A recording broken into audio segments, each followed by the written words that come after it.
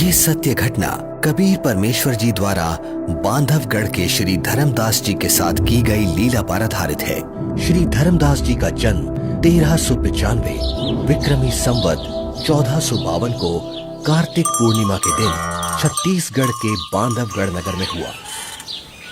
हिंदू धर्म के एक वैश्य कुल में जन्मे धनी धर्मदास जी के बारे में बताया जाता है कि वो इतने धनी थे कि जब कभी बांधवगढ़ पर प्राकृतिक आपदा जैसे अकाल गिरना, बाढ़ आदि आती थी तो वहां के नवाब धर्मदास जी के पूर्वजों से वित्तीय सहायता प्राप्त करते थे। आदरणीय धर्मदास जी इतने धनवान होने के बावजूद भी उनकी बचपन से ही भगवान में अपार श्रद्धा थी, जिसके लिए वो हिंदू धर्म में प्रचलित सभी पूजा भी करते थे और श्री रूपदास जी नाम के एक वैष्णव संत से दीक्षा भी ले रखी थी। अपने गुरुदेव के बताए अनुसार वो नित्य गीता जी का पाठ करते, शालिग्राम की पूजा करते, एकादशी का व्रत करते और श्राद्ध इत्यादि भी करते थे। जब धर्मदास जी वृद्धावस्था की दहलीज पर आ गए तो उन्होंने अपनी पत्नी से तीर्थों की यात्रा करने की बात कही। आमिनी। जी स्वामी। गुरुदेव ने कहा है कि मुक्ति पाने के लिए 68 तीर्थों की यात्रा जरूर करनी चाहिए, इसीलिए मैं कल तीर्थ यात्रा पर निकल रहा हूँ। मेरे जाने की तैयारी कर देना, यात्रा के लिए जरूरी सामान बांध देना। ठीक है स्वामी। आमिनी, तुम अपना ख्याल रखना। जी, आप भी अपना ध्यान रखना।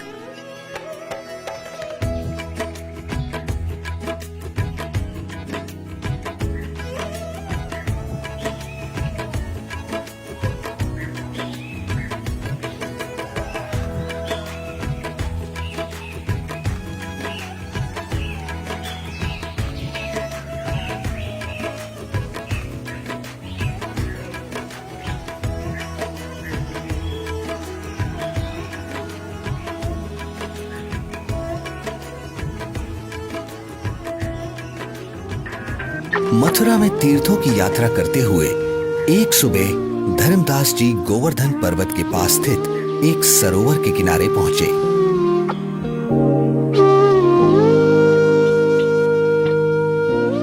वैसे तो सरोवर का पानी बहुत ही गंदा था, फिर भी वे सरोवर में उतर जाते हैं क्योंकि कहा जाता था कि उसमें नहाने से स्वर्ग मिलता है।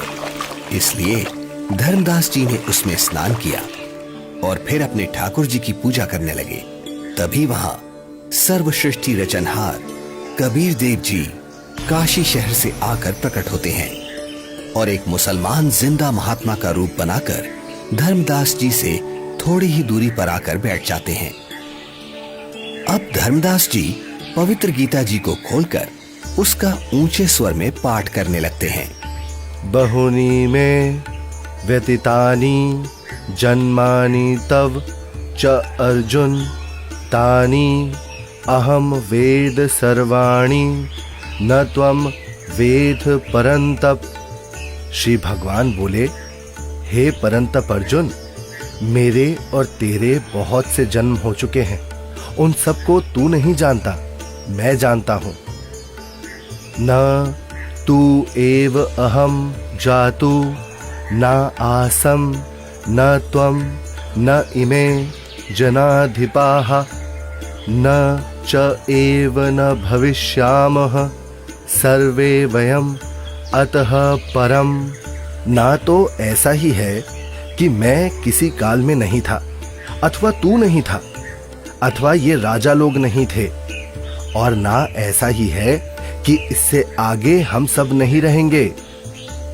वैसे तो धर्मदास जी गीता जी के केवल एक अध्याय का ही नित्य पाठ किया करते थे, किंतु आज एक मुसलमान जिंदा महात्मा को हिंदू धर्म की साधना में रुचि लेता देख और अधिक पाठ करते हैं। कुछ देर बाद जब धर्मदास जी गीता जी को बंद कर माथे पर लगाकर रखने लगते हैं, तब ये महात्मा जी, आपका ज्ञान तो बहुत ही अच्छा है। आप कौन हैं? पहले तो आपको यहाँ कभी नहीं देखा। हे भक्त, मेरा नाम धर्मदास है। मैं बांधवगढ़ का रहने वाला हूँ। मेरा जन्म वैश्य कुल में हुआ है और हम इतने शुद्ध हैं कि किसी शूद्र को अपने निकट तक नहीं आने देते, कोई जीव हिंसा नहीं करते। जीव हिंसा करना पाप है, पापी पार नहीं होता। हे महात्मा जी, फिर तो मैं बहुत ही सौभाग्यशाली हूँ जो मुझे आप जैसे महापुरुष मिले। अब धर्मदास जी कबीर परमेश्वर जी को अपनी पूजा साधना से जुड़ी हुई काफी सारी बातें बताते हैं। कबीर परमेश्वर यानी जिंदा महात्मा धर्मदास जी से पूछते हैं, हे संत जी, मैं परमात्मा के लिए भटक रहा हूँ। आपका ज्ञान सुनकर मैं गदगद हो गया। मैं आपसे नाम दीक्षा लेना चाहता हूँ। ये सुनकर धर्मदास जी मन ही मन काफी प्रसन्न होते हैं और कहते हैं, मेरे गुरु श्री रूपदास जी हैं, वही तुम्हें नाम दीक्षा दे सकते हैं। हाँ, मैं तुम्हें दीक्षा तो नहीं दे सकता, लेकिन अपने गुरुदेव के उपदेश सुना जरूर सकता हूँ। आपको ये जरूर सुनने चाहिए। हाँ हाँ, क्यों नहीं, लेकिन मेरे मन में कुछ शंका भी है महात्मा जी। शंका? जी। कैसी शंका जिंदा? पूछिए पूछिए। हे महात्मा जी, मैं जानना चाहता हूँ कि मुझे कौन सी साधना करनी चाहिए जिससे मैं खुदा को पा सकूं। अगर तुम्हें वास्तव में सच्चे अजर अमर परमात्मा की प्राप्ति करनी है तो सुनो, सबसे बड़ा महापाप होता है जीव हिंसा करना। मांसाहारी और जीव हिंसा करने वाला व्यक्ति कभी भी मोक्ष प्राप्त नहीं कर सकता। ठीक है स्वामी, मैं जीव हिंसा नहीं करूंगा। मेरे गुरुदेव श्री रूपदास श्री राम जी और श्री कृष्ण जी का नाम देते हैं, इसीलिए तुम्हें भी हरे राम हरे कृष्ण का जाप करना होगा। 68 तीर्थ करने होंगे और इसके अलावा एकादशी का व्रत, शालीग्राम पूजा यानी मूर्ति पूजा, श्राद्ध करना आदि कर्मकांड करना भी अनिवार्य है। ऐसे मुक्ति मिलती है। धर्मदास जी एक ज्ञानी की तरह कबीर प्रभु को बातें बता रहे हैं और दूसरी तरफ कबीर परमात्मा एक अनभिज्ञ श्रद्धालु की तरह अपने हाथों को जोड़े हुए धर्मदास जी की सब बातें सुनते हैं और बड़े ही विनम्र भाव से बोलते हैं, हे स्वामी, मैं कुछ और शंका समाधान चाहता हूँ, अगर आपकी आज्ञा हो तो। हाँ हाँ, क्यों नहीं, अवश्य पूछिए। स्वामी जी, ये गीता जी का ज्ञान किसने लिखा है? गीता ज्ञान तो स्वयं श्री कृष्ण जी यानी श्री विष्णु भगवान जी ने बोला है। अच्छा। हाँ स्वामी, आपके कहने से मैं अवश्य रामकृष्ण का जाप करूंगा, लेकिन क्या ये जाप गीता में कहीं लिखा है? नहीं, गीता जी में तो नहीं लिखा। पितृपूजा यानी श्राद्ध आदि कर्मकांड करने, तीर्थों पर भ्रमण करने और व्रत करने के लिए क्या गीता में कहा है? आखिर तुम कहना क्या चाहते हो? कुछ नहीं स्वामी, मैं तो बस ये समझना चाह रहा हूँ, जब गीता जी में व्रत के लिए मना किया गया है तो फिर आप एकादशी के दिन भूखे क्यों मरते हो? तुम भटक गए हो, तुम्हें इन सब साधनाओं का कोई ज्ञान नहीं है, इसलिए ऐसा बोल रहे हो। नाराज ना हो स्वामी जी, आप मेरी शंका का समाधान नहीं करेंगे तो कैसे बात बनेगी? आप ही बताएं, ये सरोवर जिसमें आपने स्नान किया है, जिसको आप मोक्ष पाने का साधन मानते हैं, लेकिन इस जल के अंदर करोड़ों जीव रहते हैं जिन्हें आपने अभी स्नान करते समय अपने हाथों पैरों से रगड़ रगड़ कर मार डाला है, और स्नान के बाद जो जल आप भगवान की मूर्ति को स्नान कराने के लिए लाए, उसमें भी मूर्ति के स्नान कराने से अनेकों जीव मर गए, और आप कहते हैं कि आप जीव हिंसा नहीं करते। एक और बात स्वामी जी, यदि इस सरोवर में नहाने से आपकी मुक्ति संभव है तो फिर इस जल में रहने वाले जीव जंतुओं को तो निश्चित ही मोक्ष प्राप्त हो जाना चाहिए। हे धर्मदास, ये साधना व्यर्थ है, क्योंकि ये गीता शास्त्र के विरुद्ध है। समझ गया, अंततः तुमने अपने धर्म का परिचय दे ही दिया। तुम एक मुसलमान हो, इसीलिए ऐसी बातें कर रहे हो, क्योंकि एक मुसलमान ही हिंदू धर्म पर सवाल उठा सकता है।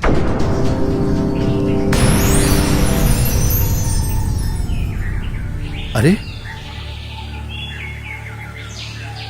ये तो गायब हो गए। लगता है ये कोई सामान्य संत नहीं थे। मुसलमान होकर भी उनको हिंदू शास्त्रों का पूर्ण ज्ञान है। ये जरूर कोई देव पुरुष है। वे सही ही तो बता रहे थे।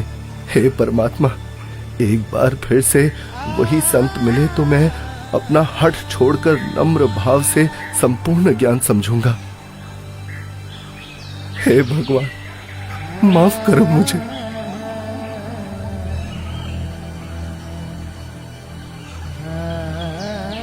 वास्तव में गीता जी में कहीं भी हरे राम हरे कृष्ण मंत्र नहीं लिखा है, अपितु पितर पूजा, भूत पूजा, देवताओं की पूजा गीता अध्याय 9 श्लोक 25 में व्यर्थ कहा है।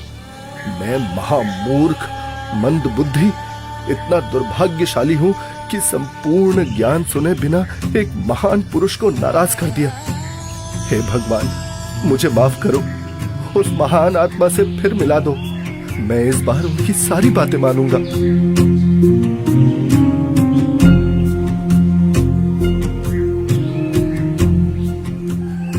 आज धर्मदास जी का मन किसी भी कर्म कांड में नहीं लग रहा था।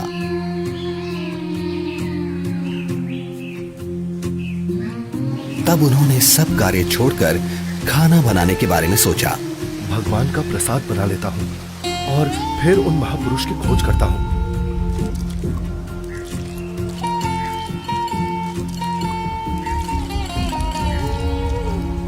हे भगवान, ये क्या अनर्थ हो गया? इस लकड़ी में तो हजारों चींटियां अंडों सहित मर गई होंगी। हे भगवान, आज जैसा अनर्थ तो कभी नहीं हुआ। बहुत बड़ा पाप कर दिया मैंने। मैं इस पाप से बने हुए भोजन को कदापि नहीं खा सकता। एक काम करता हूँ, इस भोजन को लेकर किसी साधु संत को खिला देता हूँ और स्वयं आज निराहार रहता हूँ, जिससे मैं पाप मुक्त हो जाऊंगा।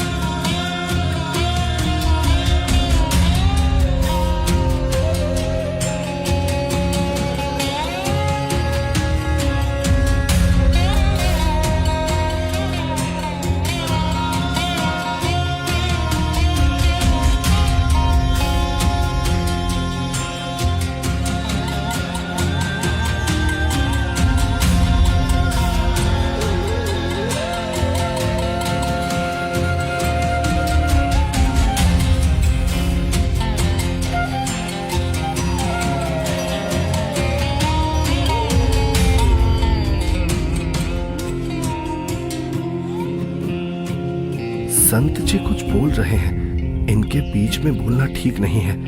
मुझे अवश्य ये सुनना चाहिए। मन तू मान सरोवर नारे, यहाँ न भटका खारे।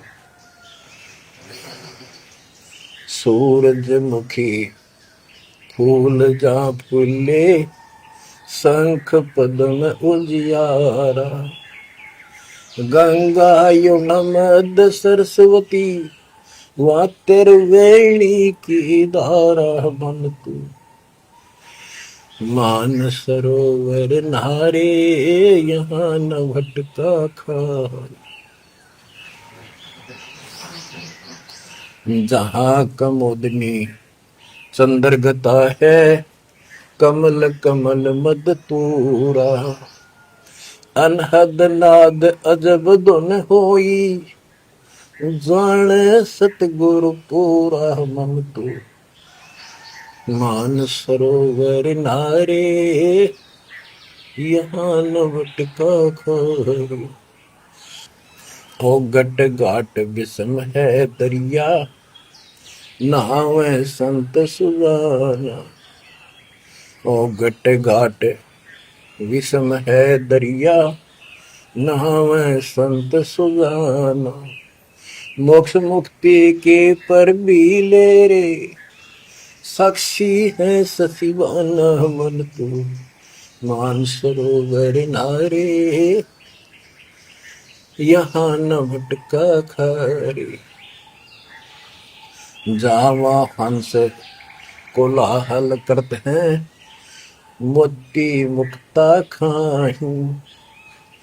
ऐसा देश हमेश हमोरे, अमृत भोजन पाही मन तू मान सरोवर नारे, यहाँ न भटका खारे। शंखों लहरे मेहर की उपजे, कर नहीं जा कोई। शंखों लहरे वहाँ मेहर की उपजे, कर नहीं जा कोई। दास गरीब अचल अविनाशी, सुख का सागर सोई मन तो मान सरोवर नारे, यहाँ न भटका खारे मन तो मान सरोवर नारे, यहाँ न भटका खारे। जो पहले मिला वो जिंदा महात्मा तो मुसलमान था, और ये लाल वस्त्र पहने हुए संत जी तो अपने हिंदू धर्म के जान पड़ते हैं, और बातें भी बिल्कुल जिंदा महात्मा वाली ही बता रहे हैं। इनका शिष्य बनने में शर्म भी नहीं आएगी। उस जिंदा से उपदेश लूंगा तो लोग निंदा करेंगे कि मुसलमान का शिष्य बन गया। इनसे ज्ञान प्राप्त करना उचित रहेगा। कटे मन मान सरोवर नाण रे, जल के जंतु रे जल माही। आठों बखत बिहान रे, आठों बखत बिहान रे, मन मान सरोवर नाण रे, जल के जंतु रे जल माही। आठों बखत बिहान रे, 184 जल के बासी, ये भुगते चारों खान रे। चेतन वो कजड़ को पूजय गांठ बांध पाषाण रे। भाई मरकट कहाँ चंदन के लेपे, क्या गंग नवाय सवान रे। अर सुधी हो न पूछतास की, वो छोड़ को न बाण रे। 12 कोट जहां जम किंकर, बड़े बड़े दैत हवान रे। धर्म राय की दरगाह माही, ओरई खेचा ताण रे। फिर ओरी खेचा ताण रे। मैं जो साधना कर रहा हूँ उससे यमदूतों द्वारा दिए जाने वाले कष्ट नहीं टलते। इसका मतलब ये सब साधना तो व्यर्थ है। हे महात्मा जी, कृपया भोजन ग्रहण करें। रख दे धर्मदास, बहुत भूख लगी है। इन्हें कैसे मालूम कि मेरा नाम धर्मदास है? मैं भंडारा करता रहता हूँ, शायद इसीलिए ये मुझे जानते हैं।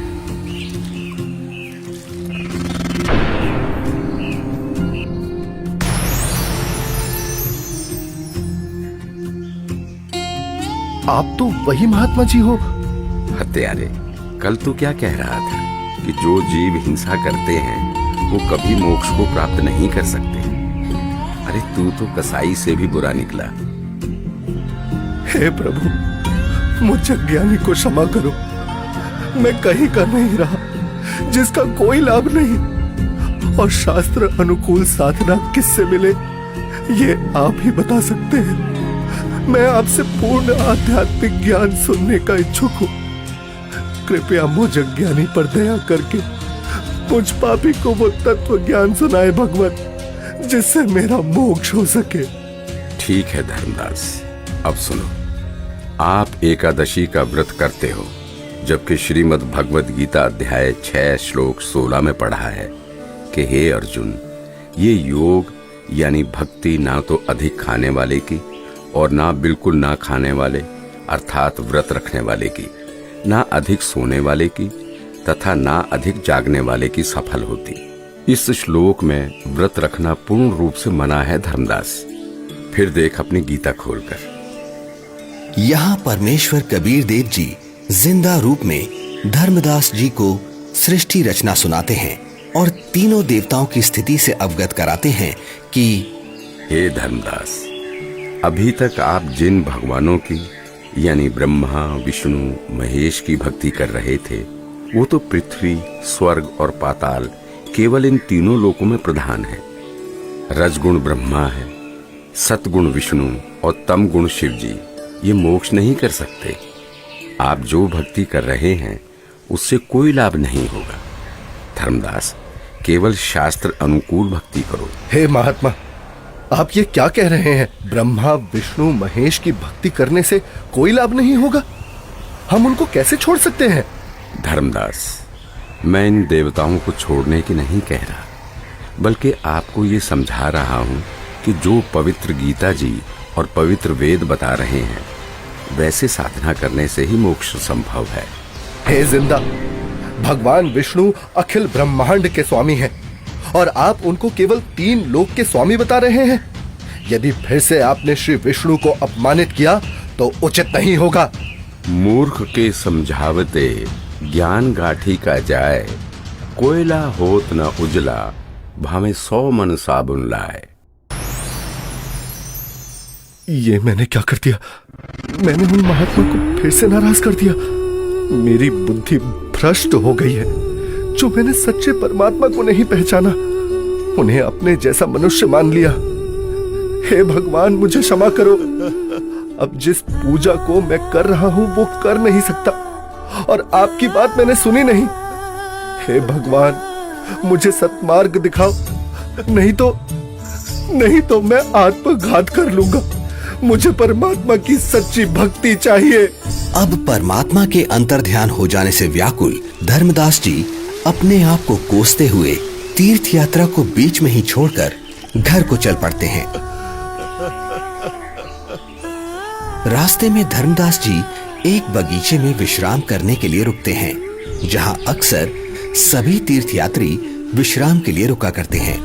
जहां धर्मदास जी चिंतन करते हैं कि पूर्ण परमात्मा की साधना तो मेरे को मिली नहीं और पहले वाली साधना मैं नहीं करूं तो कहीं मैं पाप का भागी ना बन जाऊं।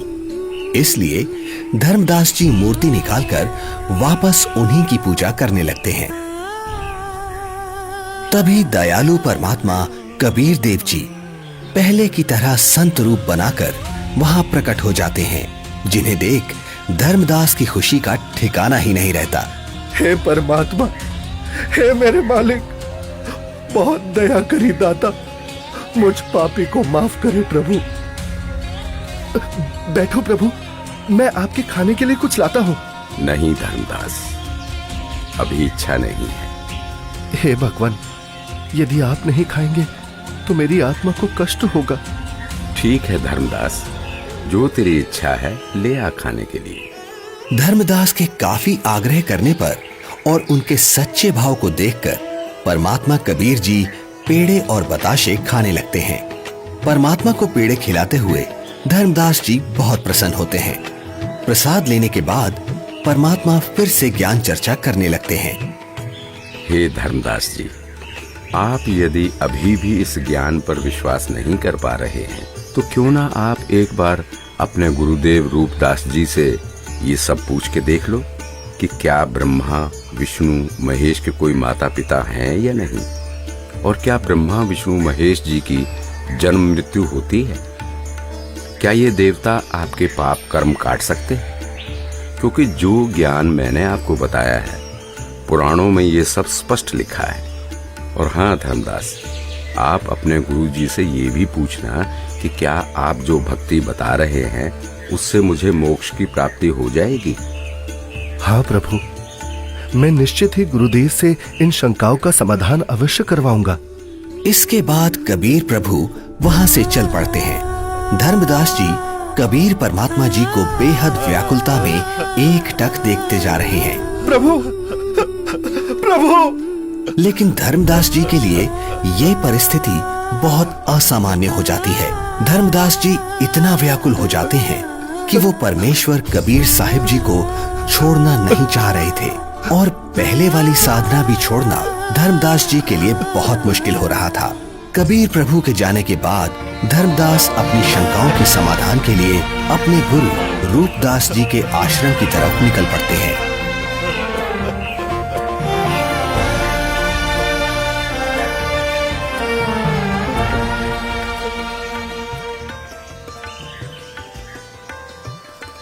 प्रणाम गुरुदेव। आशीर्वाद है भक्त। आओ बैठो। क्या बात है धर्मदास, बहुत व्याकुल दिख रहे हो। और आप तो तीर्थ यात्रा पर गए थे ना? गुरुदेव, मेरे मन में कुछ शंका है, कृपया उनका समाधान कीजिए।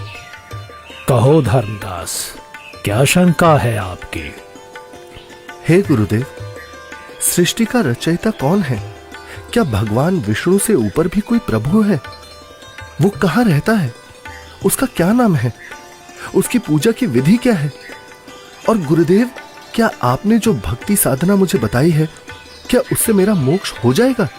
हे धर्मदास, आज तुम ये क्या बोल रहे हो? ऐसा ज्ञान तुम्हें किसने सिखा दिया? तुम लक्ष्मी नारायण की भक्ति करो, ठाकुर जी की सेवा करो और राम कृष्ण जी का जाप करते हुए प्रतिमा पूजा करो, जिससे तुम्हारी मुक्ति हो जाएगी। तुम यात्रा पर जाओ, जगन्नाथ के दर्शन करो, गोमती, गोदावरी इन नदियों में स्नान करो, काशी जाओ, तीर्थ नहाओ, उससे ज्यादा पुण्य होता है और स्वर्ग की प्राप्ति होती है बच्चा। भगवान तो निराकार है, वो ज्योत स्वरूपी निरंजन है जो शून्य में रहता है।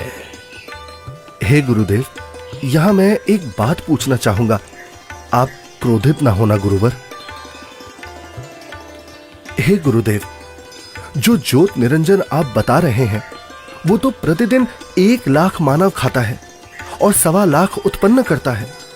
गुरुदेव, मुझे जीव भक्षक नहीं, जीवों की रक्षा करने वाला भगवान कौन है वो बताइए। ये ज्योति निरंजन ब्रह्म तो जीवों को खाता है। और गुरुदेव, ऐसा तो आप भी मानते हैं कि एक दिन वैकुंठ समेत तीनों लोक भी नष्ट होंगे, यानी स्वर्ग भी नष्ट होगा। फिर मुझे वहां की भक्ति क्यों बता रहे हो? गुरुदेव, मुझे उस अविनाशी स्थान के बारे में बताओ जिसका जिक्र गीता अध्याय 18 श्लोक 62 में किया है कि हे अर्जुन, तू सर्वभाव से उस परमेश्वर की शरण में जा, उसकी कृपा से ही तू परम शांति को और सनातन परम धाम शाश्वतम स्थानम अविनाशी लोक को प्राप्त होगा। इस प्रकार धर्मदास जी जिंदा बाबा रूप में मिले परमेश्वर कबीर जी से सुनी सृष्टि रचना के आधार पर काफी तर्क रखते हैं, जिसके पश्चात गुरु रूपदास जी कहते हैं, बेटा धर्मदास, जो ज्ञान मेरे पास था वो सब मैंने आपको बता दिया है। इससे आगे का मुझे कोई ज्ञान नहीं है। जो महात्मा आपको मिले हैं वो अवश्य ही कोई पहुंचे हुए महापुरुष हैं। हे गुरुदेव, मुझसे कोई गलती हुई हो तो माफ करना, किंतु जिसने मुझे ये तत्व ज्ञान बताया है, अब मैं उन्हीं के चरणों में जाऊंगा। आज के बाद वही मेरे सद्गुरु होंगे। ठीक है धर्मदास, आप उनको अपना सद्गुरु बनाओ और उनके अनुसार बताई साधना कर लो। इसके बाद धर्मदास जी गुरु रूपदास जी को प्रणाम करके वहां से अपने घर की तरफ निकल पड़ते हैं।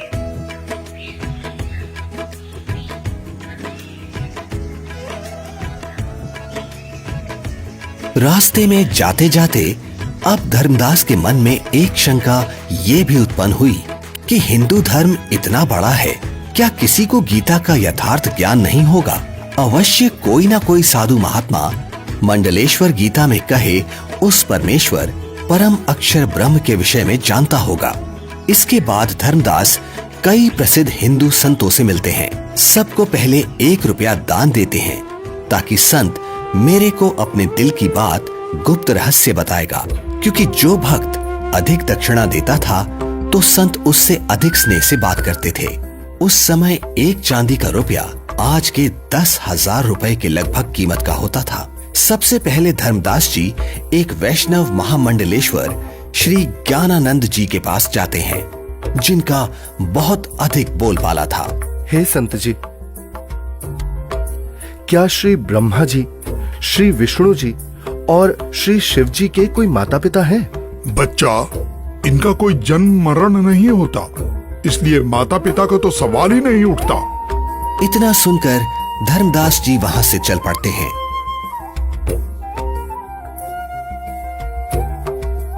जहां कुछ दूरी पर धर्मदास जी को एक बहुत बड़े विद्वान महात्मा का पता चलता है, जो कि काशी विद्यापीठ से पढ़कर आए हैं और वे शास्त्रों के पूर्ण विद्वान हैं।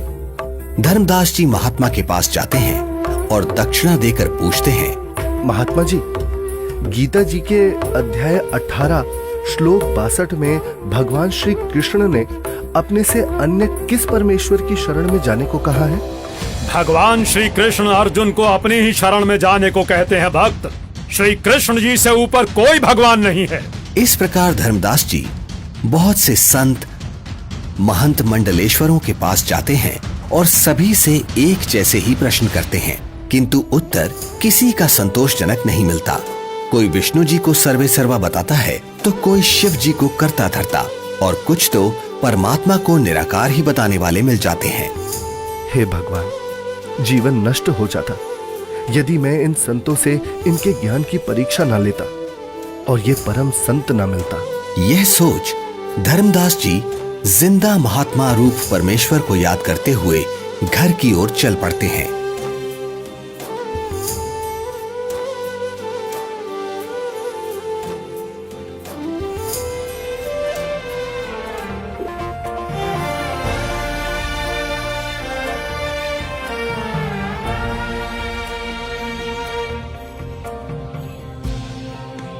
जहां मार्ग में एक नदी आती है, जिसके किनारे वृक्ष के नीचे एक हिंदू संत विराजमान दिखाई देते हैं, जिनके पास 4-5 व्यक्ति भी बैठे हैं। धर्मदास जी भी विश्राम करने के उद्देश्य से संत के पास कुछ दूरी पर वृक्ष के नीचे छाया में दूर से ही राम राम करके बैठ जाते हैं। लगता है मुझे इस साधु से भी प्रश्न करना चाहिए। अरे नहीं नहीं, जब बड़े बड़े मंडलेश्वरों को ज्ञान नहीं, जिनके पास हजारों शिष्य हैं, तो फिर इसके पास तो क्या ही होगा। यहाँ तो बस 4-5 वृद्ध ही तो बैठे हैं। आदेश महाराज, आदेश। हे धर्मदास, हिंदू मंडलेश्वरों ने बता दिया वो परमेश्वर कौन है। मुझ पापी अवगुण हारे को क्षमा करो महाराज, मैंने बड़ी भारी भूल की है। आपने सृष्टि रचना का ज्ञान जो बताया है, उसके सामने सभी संतों का ज्ञान ऐसा है जैसे सूरज के सामने दीपक।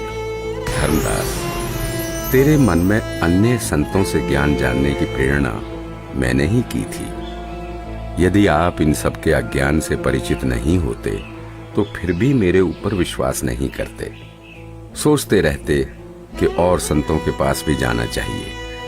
ये कैसे हो सकता है कि मुसलमान को ज्ञान है, हिंदुओं को नहीं। अब तुम पूर्ण विश्वास करोगे, इसलिए पूर्ण लाभ मिलेगा।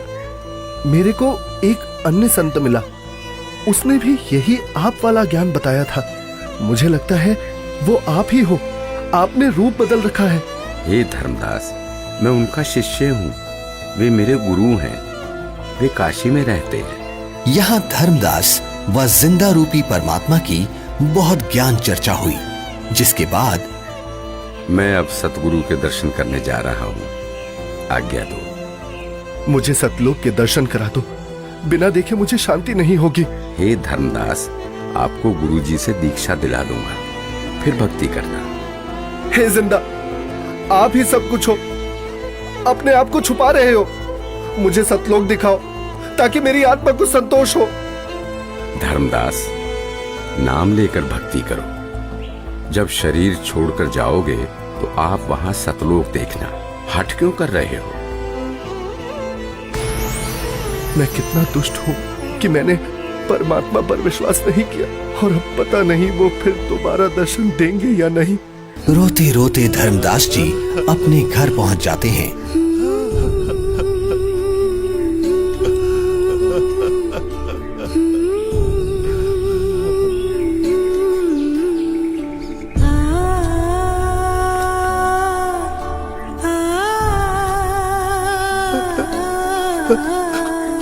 उनकी उनकी ऐसी हालत देख और यात्रा से जल्द ही वापस लौटने पर पत्नी आमनी देवी भी हैरान हो जाती है और बार बार धर्मदास जी से उनके रोने का कारण पूछती है।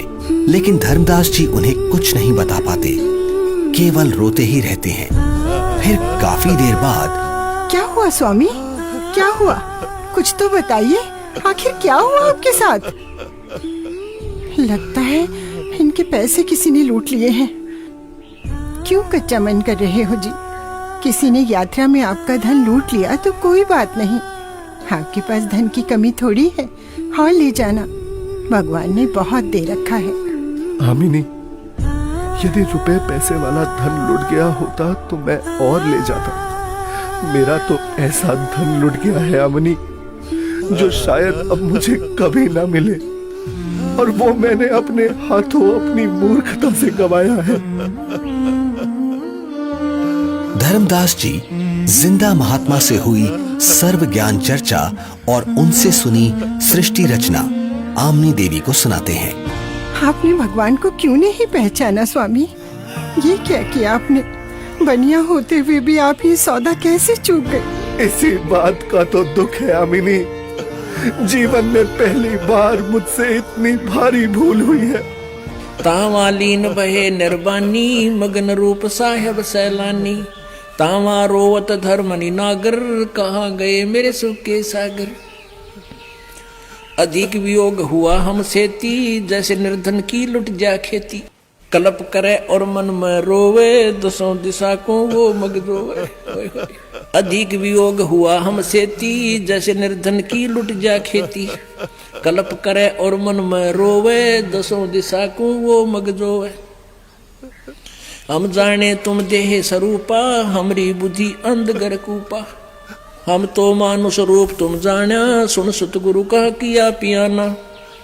बेग मिलो कर हूँ अपघाता, मैं ना जी हूँ सुनो विधाता। अगम ज्ञान कुछ मोहे सुनाया, मैं जी हूँ नहीं अवगत राया। बेग मिलो कर हूँ अपघाता, मैं ना जी हूँ सुनो विधाता। अगम ज्ञान कुछ मोहे सुनाया, मैं जी हूँ नहीं अवगत राया। तुम सतगुर अवगत अधिकारी, मैं नहीं जानी लीला थारी। तुम अवगत अविनाशी साईं, फिर मोको कब मिलो गोसाई। कमर कसी धर्मदास को पूरब पंथ पयाने, गरीबदास रोवत चले वो बांधो गुड़ अस्थाने।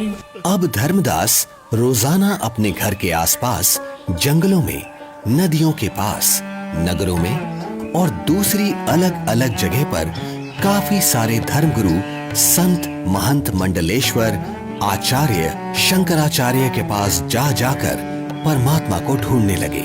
कहीं वेश बदल कर बैठे हों, इसलिए प्रश्न भी करते कि श्री ब्रह्मा जी, श्री विष्णु जी, श्री शिव जी के माता पिता कौन है, वो परमात्मा कौन है। परंतु उत्तर ठीक नहीं होता था। तो स्पष्ट था ये साधु संत परमात्मा जिंदा नहीं है। 6 महीने तक जिंदा बाबा नहीं मिले। तब एक दिन, हे स्वामी, आप ऐसे मत रोइए, भला रोने से कोई समाधान थोड़ी ना होगा। कुछ याद कीजिए स्वामी, उन्होंने कुछ तो बताया होगा कि वो किस प्रकार मिलते हैं, कहाँ मिलते हैं। हाँ, याद आया आमिनी, उन्होंने ज्ञान चर्चा करते समय बताया था। जहाँ कहीं भी धर्म भंडारे चल रहे होते हैं, मैं वहाँ जरूर उपस्थित होता हूँ और अपनी प्यारी आत्माओं को ज्ञान समझाता हूँ। धर्मदास, क्या धर्म भंडारा? फिर तो स्वामी क्यों ना हम धर्म भंडारा ही करवा दें। हाँ, यही सही है। 3 दिन का धर्म भंडारा करते हैं।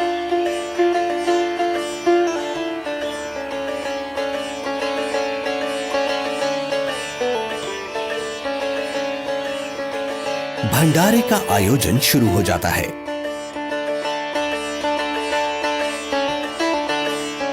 दूर दूर से साधु महात्मा भंडारे में आने लगते हैं।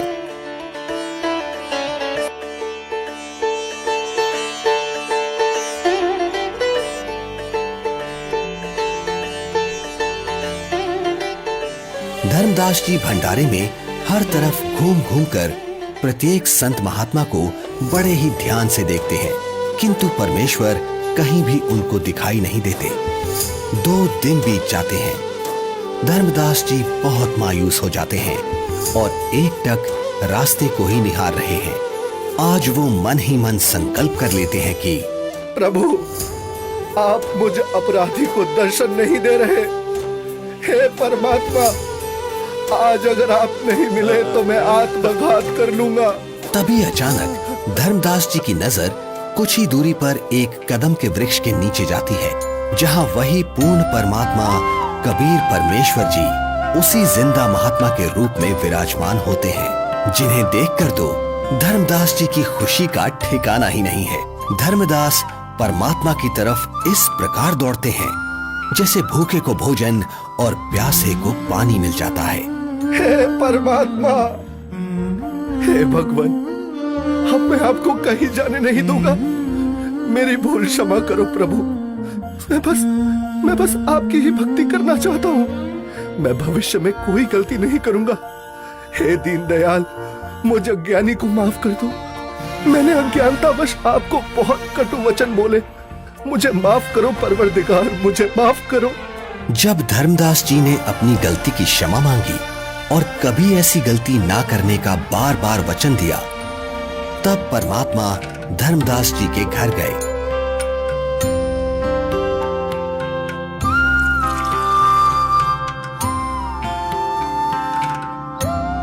जहां आमनी देवी और धर्मदास जी दोनों ने परमात्मा की बहुत सेवा की और उनसे नाम दीक्षा ली। हे प्रभु, आपका बच्चा बहुत नरम दिल का है। इतना रोया, मैं भी रुला दी। आपकी तड़फ में दिन रात रोता रहा। मैं बार बार हिम्मत हौसला दिलाती, परमात्मा अवश्य मिलेंगे। ये रोते हुए कहते, हमने अब नहीं मिलेंगे।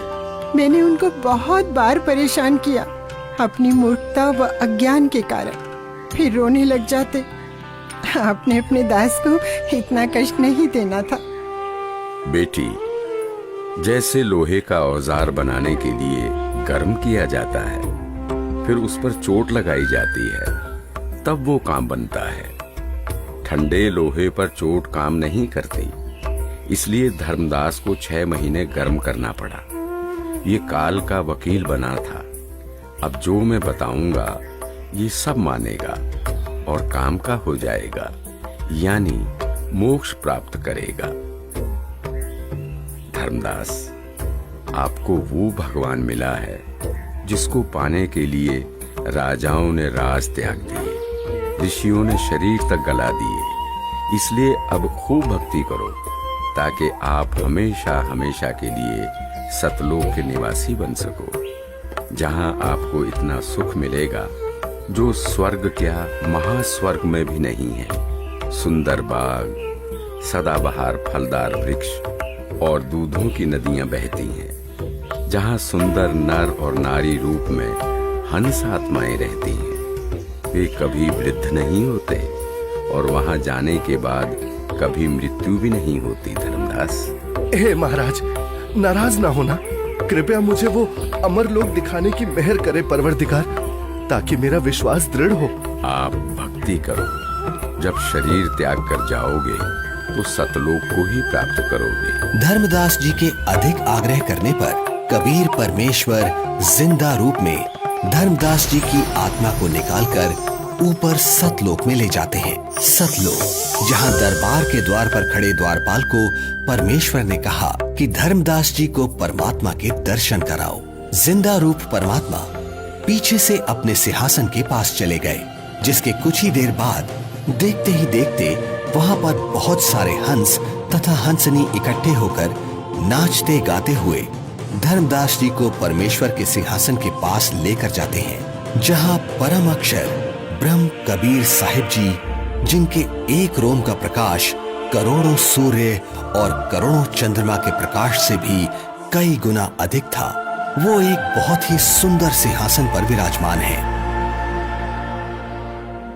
जिंदा रूप में नीचे से गए परमात्मा तख्त पर विराजमान अपने ही दूसरे स्वरूप पर चंवर करने लगते हैं, जिसे देख धर्मदास जी सोचते हैं कि जिंदा महात्मा तो परमेश्वर का सेवक है। धर्मदास जी इतना सोच ही रहे थे कि कुछ ही देर में तख्त पर विराजमान परमात्मा खड़े हो जाते हैं और जिंदा महात्मा तख्त पर विराजमान हो जाते हैं तथा तेजोमय परमात्मा जिंदा महात्मा पर चंवर करने लगते हैं, जिसे देख धर्मदास जी हैरान हो जाते हैं कि तेजोमय परमात्मा जिंदा महात्मा पर चंवर क्यों कर रहे हैं। आखिर ये जिंदा महात्मा है कौन। इतने में तेजोमय शरीर वाले परमात्मा जिंदा महात्मा के शरीर में समा जाते हैं और चंवर अपने आप होने लगता है। धर्मदास, मैं ही संपूर्ण सृष्टि का रचयिता हूं। मेरा ही नाम कबीर देव है। मैं ही चारों युगों में पृथ्वी पर प्रकट होता हूं। वर्तमान में मैं अपने वास्तविक नाम कबीर नाम से काशी नगर में प्रकट हूं, जहां एक साधारण मनुष्य की भांति लीला कर रहा हूं और जुलाहे रूप में रहता हूं। धर्मदास, काल जाल में फंसे अपने बच्चों को भक्ति का धनी बनाकर उनके इस वास्तविक घर सतलोक में वापस लाने के लिए वहां प्रकट हुआ हूं। हे सर्वसृष्टि रचनहार, मैं बहुत दुष्ट हूं। मैंने आपको कितना दुखी किया, कितना अपमानित किया। मुझे माफ कर दो परवरदिगार, मैं बहुत नीच हूं, माफ कर दो मुझे। हे परमात्मा, आपने ये इतना प्रकाशमान रूप पृथ्वी पर क्यों नहीं प्रकट किया, क्यों छुपा रखा है। हे धर्मदास, यदि इसी रूप में नीचे जाऊं तो किसी की भी आंखें इस प्रकाश को सहन नहीं कर सकती। दूसरी बात, काल ब्रह्म यानी ज्योति निरंजन का डर के मारे हाल बेहाल हो जाएगा। इसलिए काल के लोक में गुप्त रहकर जीवों को ज्ञान सुनाता हूं, उनका कल्याण करता हूं। धर्मदास, अब आप नीचे जाकर खूब भक्ति करो और वहां काल जाल में फंसे अपने सभी भाई बहनों को भी समझाओ। सत्य का गवाह बनो कि ये काशीवासी जुलाहा सर्व सृष्टि रचनहार है, सबका धारण पोषण करने वाला है। परम अक्षर ब्रह्म यानी सत्य पुरुष अविनाशी परमेश्वर है। यही वास्तव में परमात्मा है, जैसा गीता अध्याय 15 श्लोक 17 में तथा अध्याय 2 श्लोक 17 में लिखा बताया है, वह यही है। नहीं नहीं महाराज, मुझे यही रख लो, यही रख लो महाराज, मुझे यही रख लो। हमने बहुत भारी गलती की है। काल के साथ उस मृत लोक में जाकर ऐसे सुख सागर को छोड़कर अब उस नरक में मुझे नहीं जाना प्रभु, हमें यही रख लो महाराज।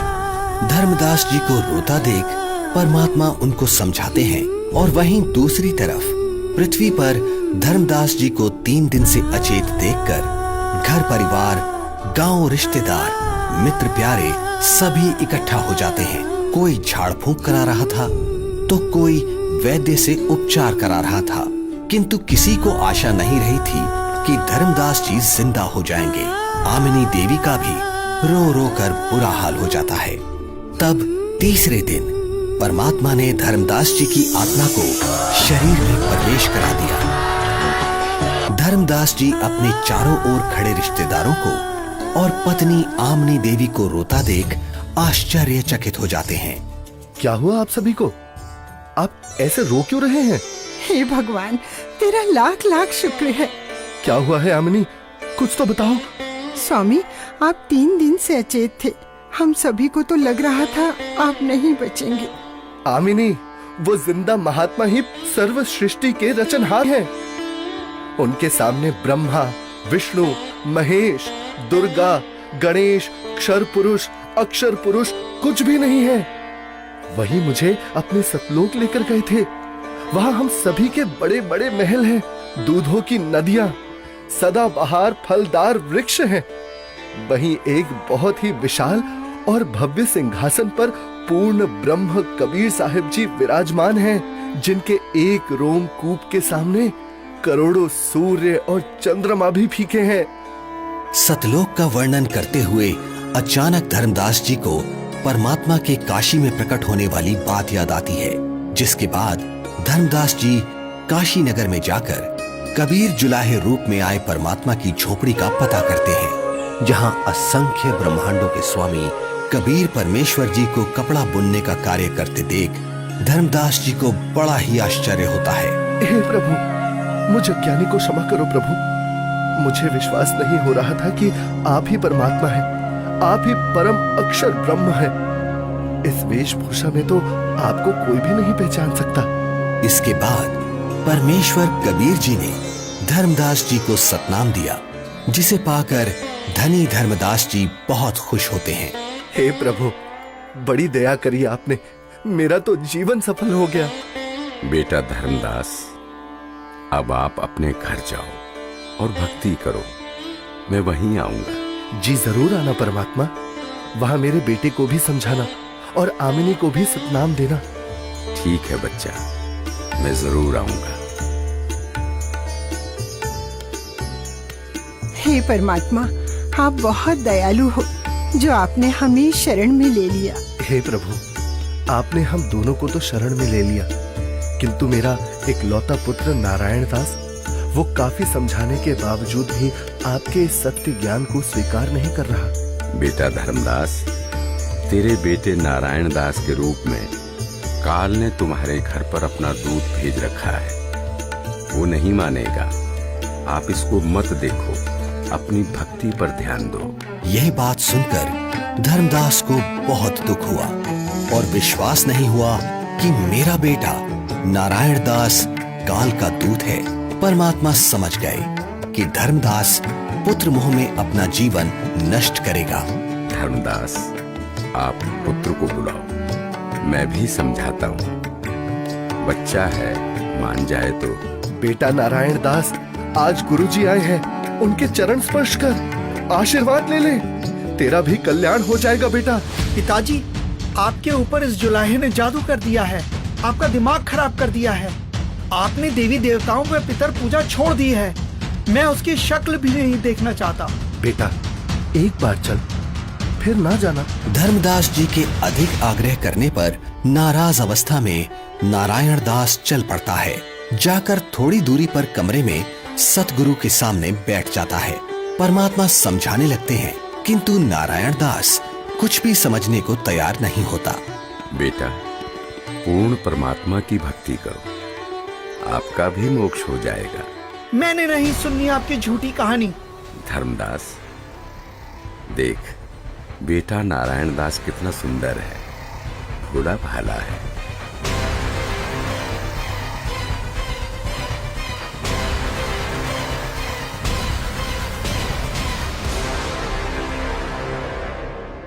बेटा नारायण दास, आप जाओ, आपको जो ठीक लगे करो। हे भगवान, मेरा वंश तो काल का वंश बन गया, दया करो दाता, अब मेरे वंश का क्या होगा? वंश का क्या करेगा बेटा, यहाँ से पीछा छुड़वा ले धर्मदास।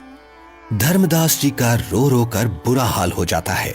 तब कबीर परमात्मा जी अपना आशीर्वाद भरा हाथ धर्मदास जी के सिर पर रखते हुए कहते हैं, ठीक है धर्मदास, तेरे घर पर मैं अपना हंस भेजूंगा। तू वंश की चिंता करता था धर्मदास, तेरा 42 पीढ़ी तक वंश चलेगा, तू चिंता मत कर। तुम्हारे घर पर एक पुत्र उत्पन्न होगा, उसका नाम चूड़ामणि रखना। इस उम्र में बच्चा? हे भगवान, ये कैसे संभव है? उधर देखो बेटा, 10वें महीने आमनी के गर्भ से तुम्हारे घर ये बेटा जन्म लेगा।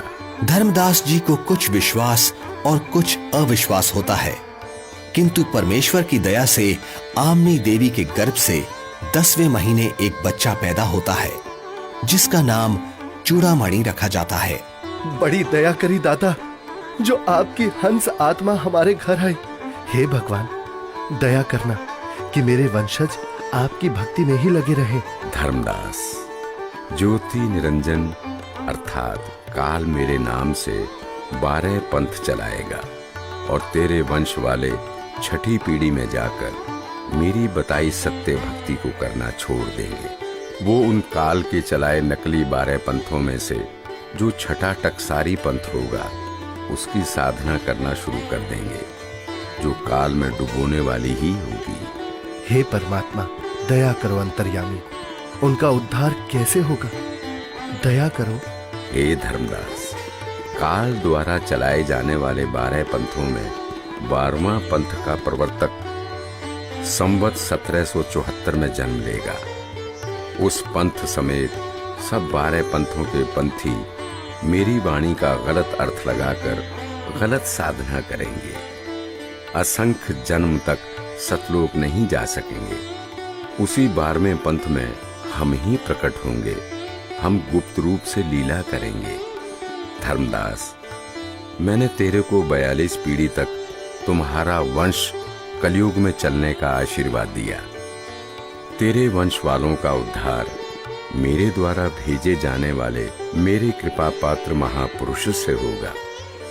जिस समय कलयुग 5505 वर्ष बीत जाएगा, तब वो महापुरुष मेरा भेजा हुआ आएगा। अर्थात उसे मुझे ही समझ, वो सारे संसार के प्राणियों का उद्धार करेगा। उस समय तेरे बिंद वाले यानी तेरी 42 पीढ़ी वाले हों या सारा संसार, जो भी उससे नाम दीक्षा लेगा उन सबकी मुक्ति हो जाएगी। मेरा आशीर्वाद है। आज वर्तमान में स्वयं कबीर परमात्मा के अवतार बंदी छोड़ सतगुरु रामपाल जी महाराज आए हुए हैं, जो कि सर्व समाज को सतभक्ति प्रदान कर रहे हैं, जिनसे नाम दीक्षा लेकर भक्ति करने से सर्व सुख व पूर्ण मोक्ष की प्राप्ति होती है। सत साहिब जी।